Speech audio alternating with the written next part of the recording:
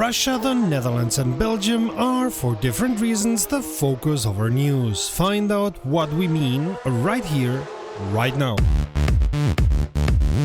Greetings petrolheads and welcome to romrom.net, the channel sharing the joy of sim racing, and to a regular news roundup. If you have any news for us, send us a mail to news@romrom.net. Thanks for watching, my name is Serta and I will be your host for this video. Very rFactor 2 centric our news, but it's big news that they are getting bought. Don't fret, it's not the only thing we have to tell you, so come with us through the news of the week. Motorsport Games is on a buying spree. Last week we got the news they were buying the studio responsible for KartCraft. This week we get the news they are about to buy Studio 397, makers of rFactor 2, as well as the intellectual property rFactor 2. Of course, this fits into their strategy of buying into sim racing, and let's not forget Studio 397 and Motorsport Games are no stranger to each other, as they already worked together last year in the virtual Le Mans race and the Formula E race at home challenge. We suppose the conversation about the acquisition started there or thereabouts. Studio 397 hopes to be able to speed up the development of rFactor 2, which in the last years was haphazard to say the least. They also talk about using the rFactor 2 engine for a new NASCAR game, as well as Le Mans and BTCC. All three would be independent from rFactor 2 and, as far as we understand, not packages to be sold within rFactor 2. More's the pity. While not our favorite thing, we understand the practicalities of a sim that offers only one series and a limited number of tracks. Codemasters F1 franchise or the success of Assetto Corsa Competizione make it clear there is money in the concept of single series racing. Back to Studio 397, from what we read there, they expect the, as they call it, change of ownership will result in more developers working on rFactor 2, as well as being able to invest more money and resources in the sim, making it very clear their expectation is to continue working on rFactor 2, and they are in conversations with Motorsport Game to make the sim the, quote, go-to esports platform on PC, end quote. On a more technical note, the press release talks about using the Unreal Engine, which would mean a complete overhaul of the rFactor 2 engine, similar to what Kunos did with Assetto Corsa Competizione, which runs the Unreal Engine with all the pros and cons that come with it. This info in the press release stands in contrast with what Studio 397 says. We either read too much into it, or this is a point Motorsport Games and Studio 397 will have to discuss thoroughly. If you want to read the press release, we have added a link to it in our description. Interesting development for sure.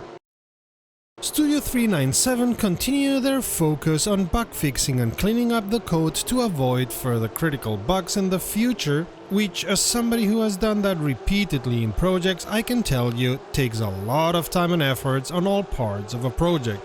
The results of such a big endeavor can only be noticed in the long run. But I digress.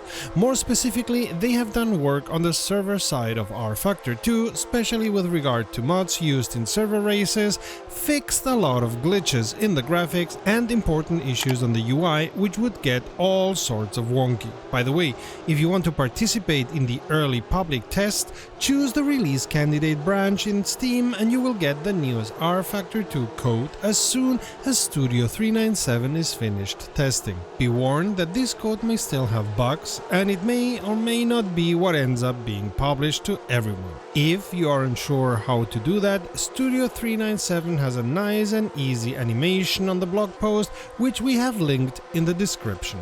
But that's not all from the rFactor 2 front. They just now published a new track, the Diriyah Formula E, which will set your account back by €8 USD. Quite a steep price for a track, if you ask me, especially when there are mods for most of the Formula E tracks already out in their workshop.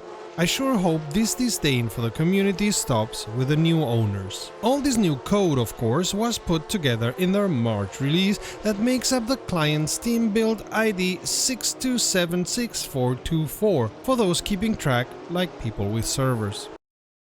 Здравствуй, Mama Russia. Yeah, you better make the best of your Russian, as after the Iberia DLC, the next DLC for this game is bringing you to the heart of Russia. Now, to be clear, SCS Software are not as crazy as trying to bring you the whole of Russia or even the whole of the European side of Russia. They are, in their own words, trying to reach the upper Volga River, but if you know Russian geography, perhaps think of the Oka River rather than the lower parts of Volga or Don, end quote. Which is still a daunting endeavor for sure. So daunting and still in the first steps that they won't commit to a release date yet, which is completely understandable.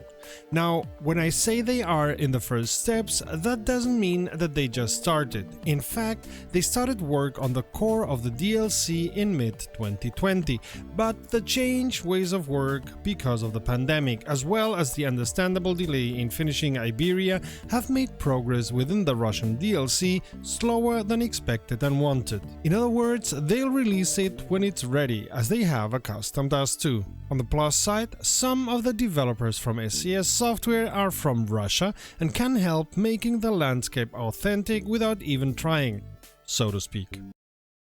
Last Sunday, and definitely too late for our news, rFactor published a new big update for Automobilista 2 that then was followed by 2 hotfixes. Hey, it happens. It should not, but it does. Automobilista 2 now has SPA in the 1993 layout, available for those who in any way have paid for it, and the Group C class featuring Sauber Mercedes C9 and Porsche 962C, plus the stock car 1999 Omega series for everyone, following rFactor's concept of delivering the cars for free and the tracks paid. A very interesting update is that Automobilista 2 now has wet weather rubber washing, so that any rubber on the track gets gradually washed out by the rain, while it's using the LiveTrack engine that came with the codebase of Project Cars 2. I don't think PC2 ever had that, and it's yet another step in realism for AMS2, one we won't notice that easily, but it's going to be there. They have also changed the DRS rules so that now the wetness of the track also influences its enabling and change the range of the headlights. And if you choose to do any championship in Spa with a date sooner than 2005, the Spa 1993 version will be chosen. Also, now all tires have slow damping, modern cars get intermediate and extreme tire compounds if their real-life counterparts have them, and rFactor have done changes to the tire treading of a lot of cars, especially in older ones. Keeping with tires, I sense a common ground in their work this month. The loss of grip from wet tires has been made more gradual. This was and is a big issue in Project Cars 2, by the way.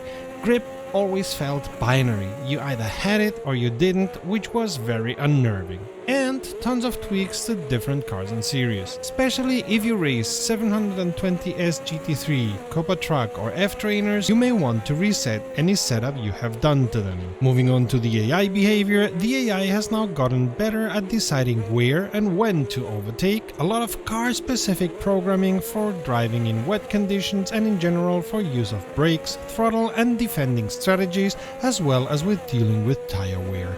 As always, tons of detailed corrections of tracks and cars with nothing special or big to report, just a lot of tiny improvements. Also, they've also done some fixes in the HED and the force feedback. You'll find the full list in the link on our description in all its detailed glory. And you'll find further videos sharing the joy of sim racing if you check the playlist to the left or the video to the right. Until next time, save fuel, collect pickup, and we'll see each other on the podium.